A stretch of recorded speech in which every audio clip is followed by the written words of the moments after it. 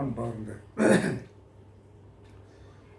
எனதருமை யூடியூப் நேயர்களுக்கு வணக்கம்.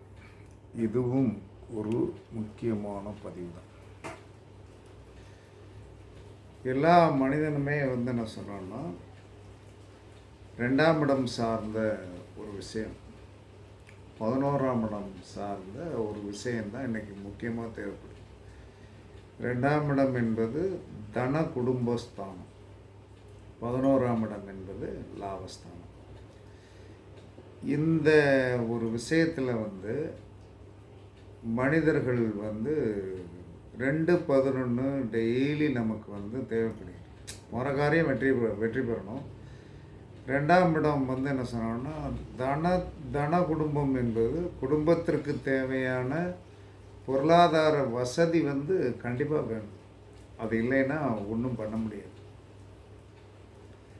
அப்போ சில ஜாதகங்களில் 2 கூடையவர் கெட்டு போயிட்டாரு, 11 கூடையவர் கெட்டு போயிட்டாரு அப்படின்னா, நம்ம எல்லாரும் அதுக்காக சும்மா இருக்க முடியுமா? 2-11 கெட்டு விட்டது, என்னால் ஒன்றும் பண்ண முடியாதுன்னெலாம் இருக்கலாம் முடியாது. அப்போ 2-11 ஒரு ஜாதகத்தில் கெட்டு போய்விட்டது என்று சொன்னால், நீங்கள் செய்ய வேண்டியது, உங்களுடைய 9 கூடையவன் என்று சொல்லக்கூடிய அந்த கிரகம் யாருன்னு பாருங்க. இவங்க 2 பேரும் கெட்டு போய்விட்டாலும் 9 கூடையவன் எப்படி கெட்டு போக மாட்டான்.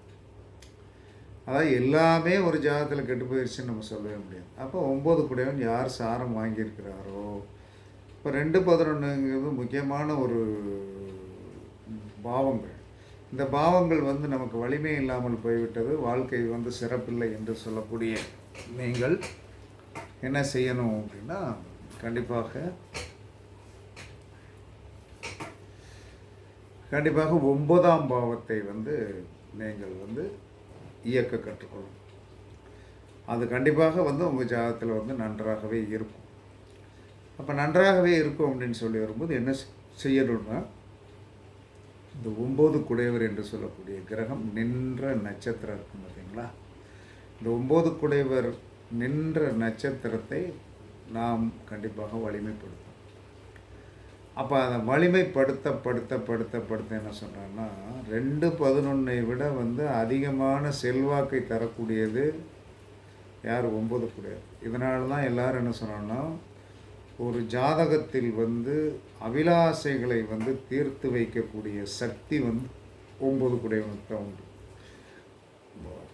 அப்போ அந்த அபிலாசைகளை தீர்த்து வைக்கக்கூடிய சக்தி உடைய அந்த 9 குடையவன் நின்ற சாரத்தை நீங்கள் பயன்படுத்துங்கள். கண்டிப்பாக என்ன செய்யும், நீங்கள் ஜெயிச்சிருவீங்க. அதனால் எப்பயுமே ஜாதகத்தில் 9 குடையவன் யாருடைய சாரத்தில் நிற்கிறார், 9 குடையவன் யாருடைய சாரத்தில் நிற்கிறார், இது நம்மளுடைய இருதயம் அப்படின்னு சொல்லக்கூடியது. எப்பயுமே இருதயம் மட்டும் என்ன சொன்னான்னா, கண்களுக்கு கூட ஓய்வு உண்டு, மற்ற எல்லா அவயங்களுக்கும் ஓய்வு உண்டு. என்னைக்கு பூமியில் பிறந்தோமோ இறக்கின்ற வரை ஒன்று ஓய்வொழிச்சல் இல்லாமல் வேலை செய்யக்கூடிய ஒரே ஒரு அற்புதமான உறுப்பு எதுன்னா நம்மளுடைய இருதயம் தான். நீங்கள் தூங்கி கொண்டிருக்கும் போது கூட துடிச்சிக்கிட்டே தான் இருக்கும், அப்படியே இருக்கும். அப்போ ஒரு மனித வாழ்க்கையில் 2ஆம் பாவம் 11ஆம் பாவம் சார்ந்த விஷயம் கெட்டுப்போய்விட்டது என்று சொன்னார். 9ஆம் பாவத்துக்குடையவரும் 9ஆம் பாவத்துக்குடையவர் நின்ற நட்சத்திரமும் உங்களுடைய வாழ்க்கையை என்ன சொன்னால் செழுமையாக்குவதற்கு கண்டிப்பாக பயன்படும்.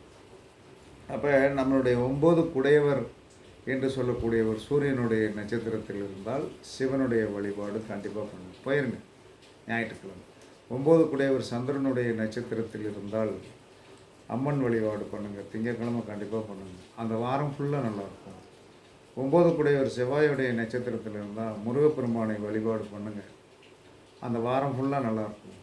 9 குடையவன் புதனுடைய நட்சத்திரத்தில் இருக்கிறானா, பெருமாள் வழிபாடும் விஷ்ணு வழிபாடும் கிருஷ்ணனுடைய வழிபாடும் பண்ணுங்கள், அந்த வாரம் ஃபுல்லாக நல்லாயிருக்கும்.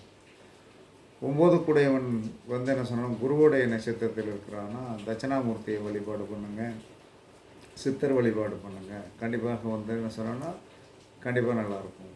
9 கூடையவன் வந்து என்ன சொன்னோன்னா சுக்கிரனுடைய நட்சத்திரத்தில் போய் இருக்கிறான்னா மகாலட்சுமி வழிபாடு பண்ணுங்க. கண்டிப்பாக வந்து நல்லா இருப்பீங்க. 9 கூடையவன் வந்து என்ன சனியோடைய நட்சத்திரத்தில் இருக்கிறான்னா காலபைரவருடைய வழிபாடு பண்ணுங்க. கண்டிப்பாக நல்லா இருப்பீங்க. 9 கூடையவன் வந்து என்ன ராகுவுடைய நட்சத்திரத்தில் இருக்கிறான்னா காளி தேவி வழிபாடு பண்ணுங்க. 9 கூடையவன் வந்து என்ன சொல்லலான்னா கேதுவுடைய நட்சத்திரத்தில் இருக்கிறாரா ஆஞ்சநேயரை வழிபாடு பண்ணலாம், பிள்ளையாரப்பனை வழிபாடு பண்ணலாம். இதெல்லாம் வந்து என்ன சொன்னாலும் நம்ம ரொம்ப சாஸ்வதமாக ரொம்ப வந்து எதையுமே சக்ஸஸ் பண்ணுவதற்கு ஜோதிடத்தில் இலகுவான வழி இருக்குது. அப்போ ஒன்று கெட்டுவிட்ட எப்பயுமே இறைவன் சொல்வது ஒன்றை அடைத்தால் இன்னொன்றை திறப்பேன்.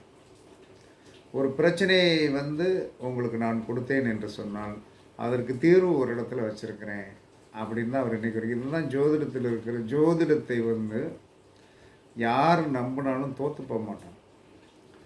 ஆனால் வந்து என்ன சொன்னான்னா அது உடனே வேலை செய்ய வேண்டும் அப்படிங்கிற ஒரு தாற்பயத்தை நம்ம வச்சுக்கிடக்கூடாது. உடனே எனக்கு உடனே அப்படின்னு நீங்கள் சொல்லக்கூடாது. அது உடனே வேலை செய்யாது. பிரபஞ்சம் வந்து அவ்வளோ தூரத்துக்கு ஈஸியாக வேலை செய்யாது. அப்போ எல்லா மனிதனும் வந்து நம்பணும், அந்த இலக்கை அதை போயிட்டே இருக்கணும். அதை வந்து இது அதாவது வந்து ஒரு முடிவுரை எடுத்துக்கிடுது. ஒரு முடிவுரை மனிதன் ஒரு முடிவுரை நாம் நித்தம் என்ன செய்யணும் அப்படிங்கிற ஒரு முடிவுரை எடுத்துடணும். நித்தமும் வந்து என்ன சொன்னான்னா ஒரு மனிதன் ஏதாவது ஒரு கோயிலுக்கு கண்டிப்பாக போகணும். ஏதாவது ஒரு கோயிலுக்கு கண்டிப்பாக போகணும்.